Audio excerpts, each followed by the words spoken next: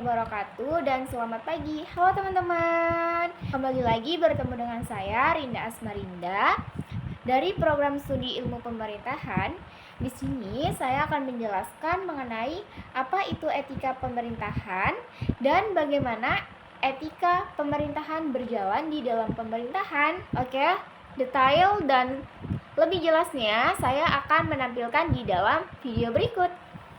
Teman-teman, sebelum kita masuk pada tahap studi kasus yang saya ambil, tentunya teman-teman harus mengetahui dulu tentang apa itu etika pemerintahan. Jadi, etika pemerintahan menurut Sumaryadi 2010, ia menyatakan bahwa etika pemerintahan mengacu pada kode etik profesional khusus bagi mereka yang bekerja dan untuk pemerintah. Dan menurut saya sendiri, etika pemerintahan yang berarti moral yang mengatur perilaku seseorang yang berlaku di dalam pemerintahan atau moral aparatur negara dalam menjalankan tugas dan kewenangannya. Mengapa etika pemerintahan itu sangat penting? Jadi, etika itu sangat penting bagi pejabat publik dan masyarakat. Karena yang pertama itu untuk menjaga kepercayaan publik, di mana etika itu membantu membangun dan mempertahankan kepercayaan masyarakat terhadap pemerintah ketika pejabat publik bertindak jujur, adil, dan bertanggung jawab. Masyarakat merasa lebih percaya bahwa kepentingan mereka benar-benar diperhatikan. Poin kedua, itu mencegah penyalahgunaan kekuasaan. Etika menjadi pedoman untuk menghindari korupsi, kolusi, dan nepotisme atau KKN.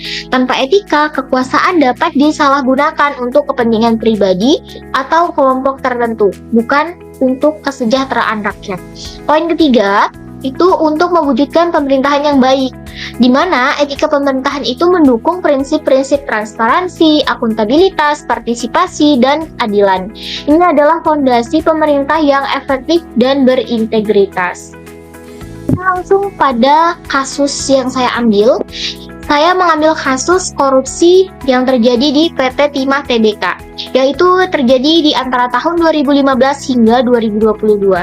Yang dimana itu merupakan salah satu skandal terbesar di dalam sejarah Indonesia dengan total kerugian negara yang ditaksir itu mencapai 300 triliun. Kerugian ini itu mencakup kerusakan lingkungan, transaksi ilegal, dan kerjasama yang merugikan antara PT Timah dan pihak swasta.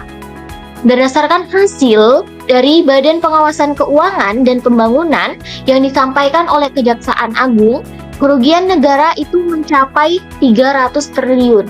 Itu dimulai dari yang pertama, kerusakan lingkungan itu sebesar 271,1 triliun.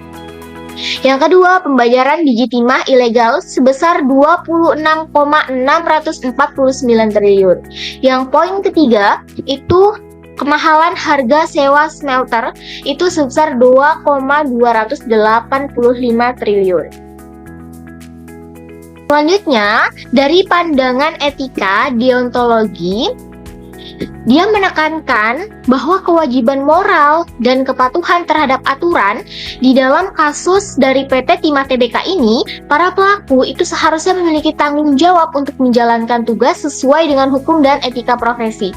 Kegagalan mereka di dalam mengawasi dan mencegah praktik ilegal menunjukkan pelanggaran terhadap kewajiban moral dan hukum tanpa memandang konsekuensi dari tindakan mereka.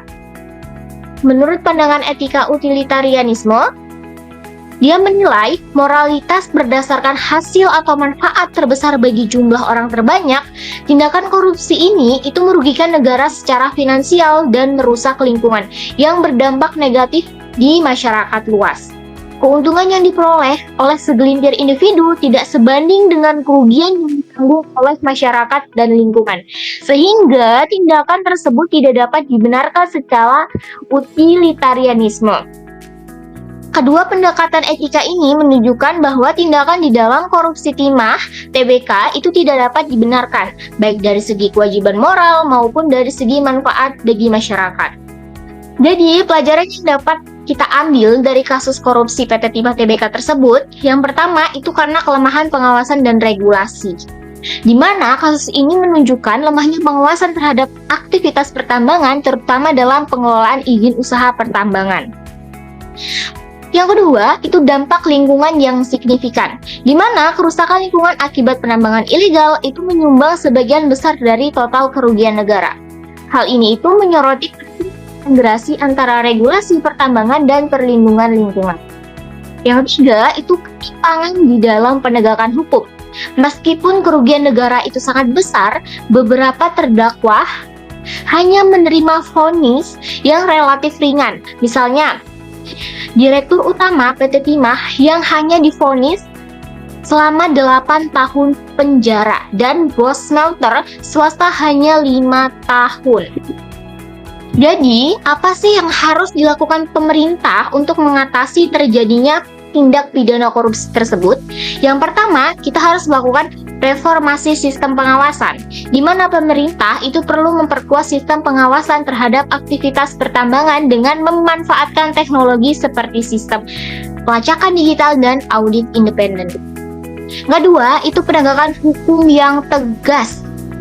Penerapan hukum harus dilakukan secara adil dan tegas, termasuk peninjauan kembali vonis yang dianggap terlalu ringan untuk memberikan efek jera. Yang ketiga, pemulihan lingkungan. Langkah yang sangat bagus yang harus diambil untuk merehabilitasi lingkungan yang rusak akibat penambangan ilegal itu termasuk penggunaan dana dari denda dan pengembalian kerugian untuk program restorasi. Dan peran yang dapat saya ambil, yang pertama itu meningkatkan literasi hukum dan lingkungan, memahami hak dan kewajiban sebagai warga negara. Yang kedua, aktif di dalam pengawasan dan pelaporan.